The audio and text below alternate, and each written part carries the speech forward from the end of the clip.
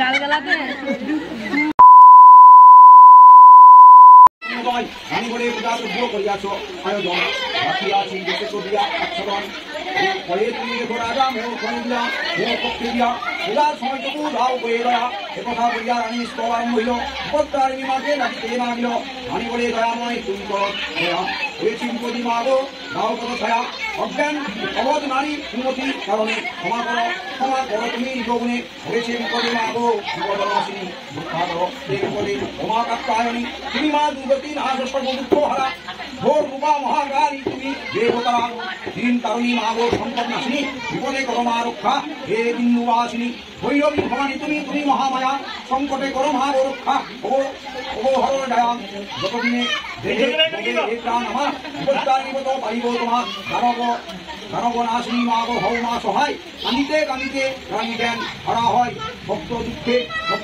মহামায়া পাশে আসে ভয় নাই রানী পড় বহে মধু ভাসে আমার স্মরণ জোড়া লড়ে এক্ষণে তাহাদের পরিচিতে তবু না পাই সমনে শুনতনি অবরানী না ভাই মনে গোমান সকল পুষ্প হইবে এক্ষণে রাজ মহারাজের বিজয় তাহা করিবে ভক্ষণ ফল পুষ্প হইবে রাজা পুষ্প হইল মন ভাইয়ের আদেশ তবে শুনিবে রানে ফল পুষ্প হয়ে বিলরায় হস্তে আনি তাহার করিয়া রাজা অতি পুষ্ট হন রানী পাশে ক্ষমা চাহে পরিপূর্ণ রাজন অন্যায় হয়েছে মোর সমগ্র রানী কথা বলেছি আমি কিছুই না জানি শুনিয়া সে মহারানী আনন্দিত হন বিপদ মাসে বিপদে তখন আষাঢ়ে সুন্দর পুত্র নবতী মাসে এই কথা এই প্রপাত বলবে শরীর দিবে এই মতে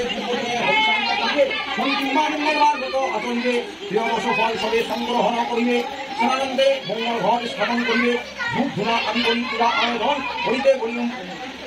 বসিবে পূজা হইয়া হিষ্টমন পূজা শেষে গতিগণ প্রণাম করিবে মনোবাঞ্ছা পূর্ণ হইবে নিশ্চয় জানিবে গত শেষে দক্ষিণা জানিবে ব্রাহ্মণে নতুবা বিফল কর্ম হইবে কমনে প্রিয়বশ ক্রিয়া রক্তপূর্ণ সুতা সবাই রাখিবে হাতে না হয় অন্যথা শ্রদ্ধা ভক্তি ধরে ব্রত পালন করিলে মস্ত থাকে সর্বসুখ পায় অবহেলে ব্রাহ্মণের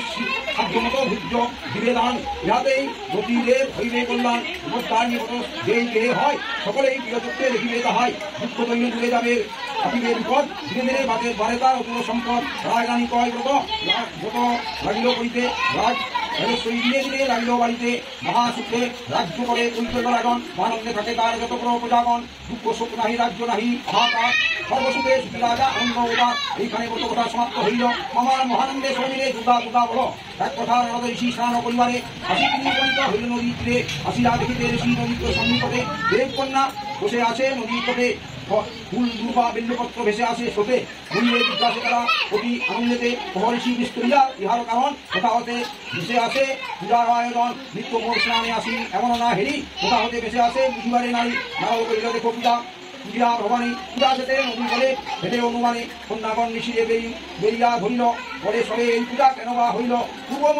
পূর্বে মোরা এই পূজা শুনি নাই কহ এই পূজা বিবরণ ঋষি তুমি কহ ঋষি বলে সবারে কৈলাসের বারতা সেই স্থানে শুনিবা কারণ কথা একদিন পদ্মা দাসী হয়ে কেন বিপদ তারিণী কেন হইল এই নাম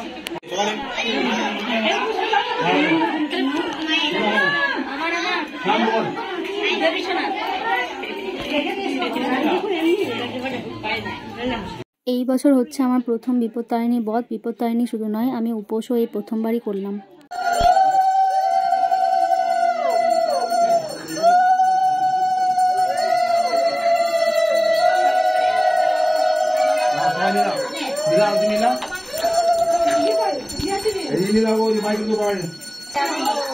তো আবার বলো না যে একটা টিপ করতে হয়, টিপ করতে পারোনি। আসলে আমি তাড়াতাড়ি করে পুজো দিতে গিয়ে আমি ভুলেই গেছি যে আমি টিপ পড়িনি। মন্দিরে গিয়ে দেখছি আমি টিপটা পড়িনি। তো আমি বললাম যে আমি টিপটা পরে আসি, দিয়ে সবাই বললাম না সিঁদুরে টিপ দিয়ে দেবো তাহলেই হবে। তো ওই জন্য আমি আর গেলাম না।